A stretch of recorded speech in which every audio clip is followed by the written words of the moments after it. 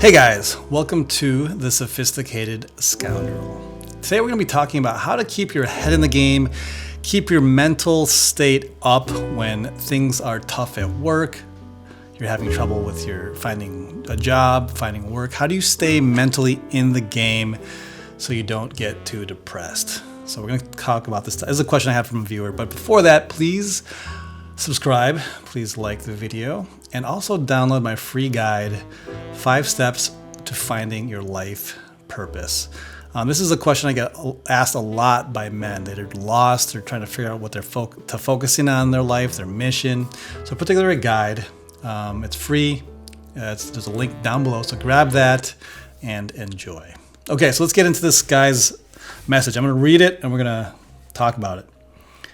So he says, I'm a freelance graphic designer in the UK. The cost of living crisis here has cut budgets for agencies that use freelancers. Now I can relate to this guy because I'm a director, I work in advertising, and budgets at ad agencies are really tough right now. I think overall everywhere budgets are tight. Competition is high as many freelancers are chasing the same jobs that become available. I'm up for the challenge, and I know I'm a lot better than the freelancers out there that I'm competing with, but sometimes it can be hard mentally. I'm struggling with the fear of not having any work, not being able to pay my bills or put food on the table, and reaching my goals of a sunny brunette life. That's a good goal. Okay, so here's the thing. When it comes to this type of stuff, especially creative work, is that, let's see here, because he did say that he's a freelancer, and this is a tough life. And being a freelancer means you have to chase your own clients, and you're having to pitch all the time, sell yourself, negotiate prices.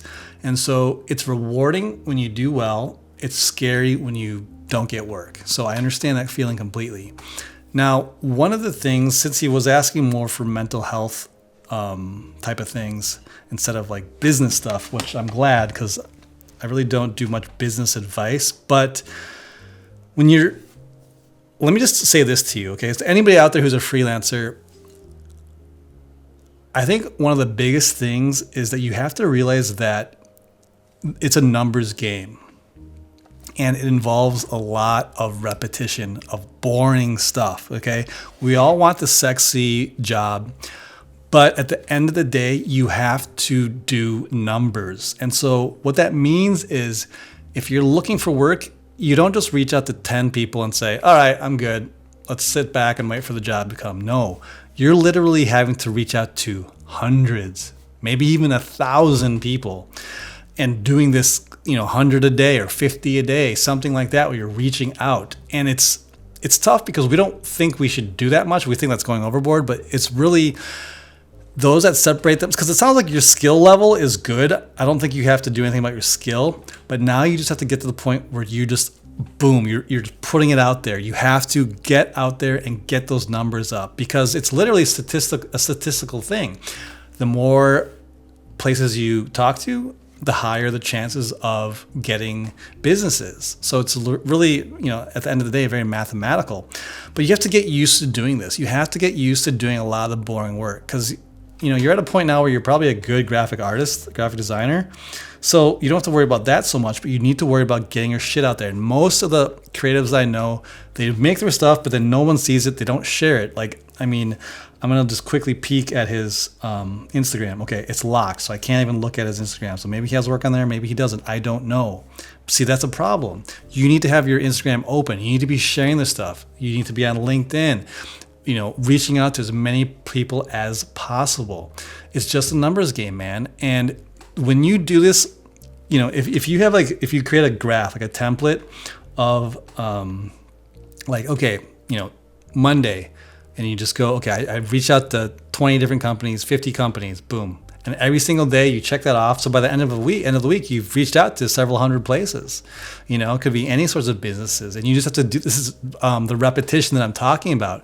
At least when you look back, you're like, okay, I've done this many numbers. So at least if it's even 1% or 2% of a response rate, if you do 100, that's 2 people at least, And so this is the level at which you have to think. You can't just expect to do reach out to 10 people and you're good to go. That doesn't work like that.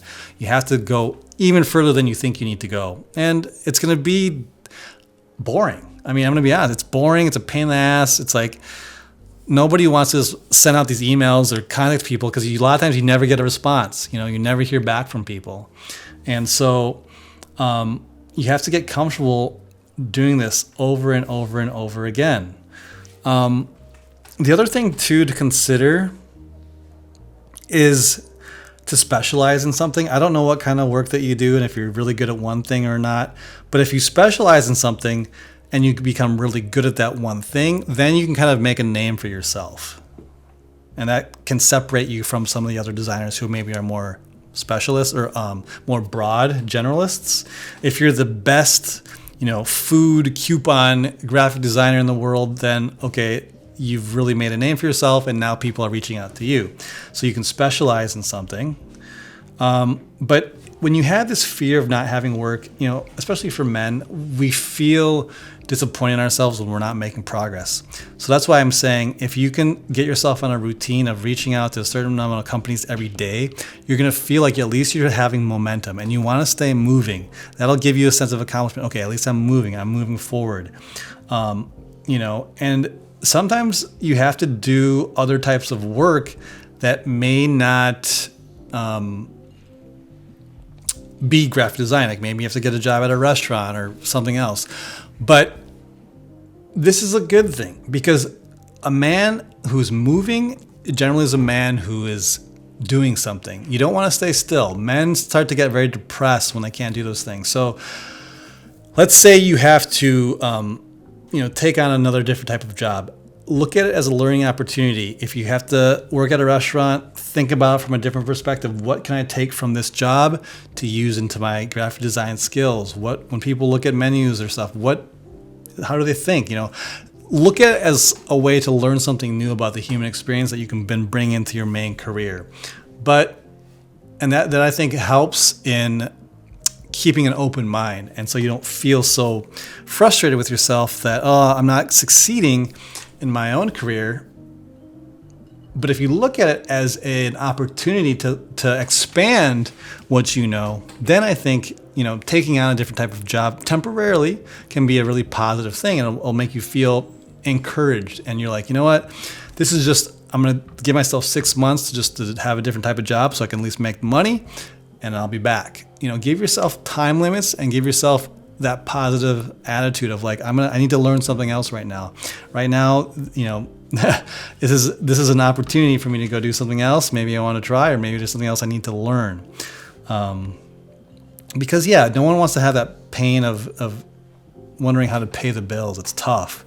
So that's sort of what I would suggest to you is to keep moving, get those numbers, reach out. And that gives you momentum. And actually, when you're doing that kind of stuff, you'll think of other ideas. Like, you know what? I reached out to this person. What if I went and did this? You're going to think of other ideas of ways to come up with ways to get work. So I don't know what country you live in. It says the Duke of, or I don't want to reveal your identity, but I'm guessing you're in India because of your name. I'm guessing you're an Indian guy in India. So anyway, man, I hope this helps. But again, keep those numbers up, keep reaching out and tweak. YouTube is available now. Study business, study ways that people get leads. There's a lot of free content out there right now that you can, or even like a inexpensive course you can take. But I would suggest, because I've learned a lot in my own day, and it's really a numbers game. You just have to reach out to people. You have to interact with people, talk to them, build up relationships. And it's just a day in, day out, reaching out numbers. It's not a sexy answer, but it's just the reality of it. So I hope that helps you. Anyway, if you have any other questions or if anybody else out there has questions, feel free to leave a comment down below. If you'd like personal one-on-one coaching with me, I also have links down below for that as well, where you can click on and book an appointment with me to talk about whatever challenge that you're currently going through in life. All right, guys, we'll see you in the next one.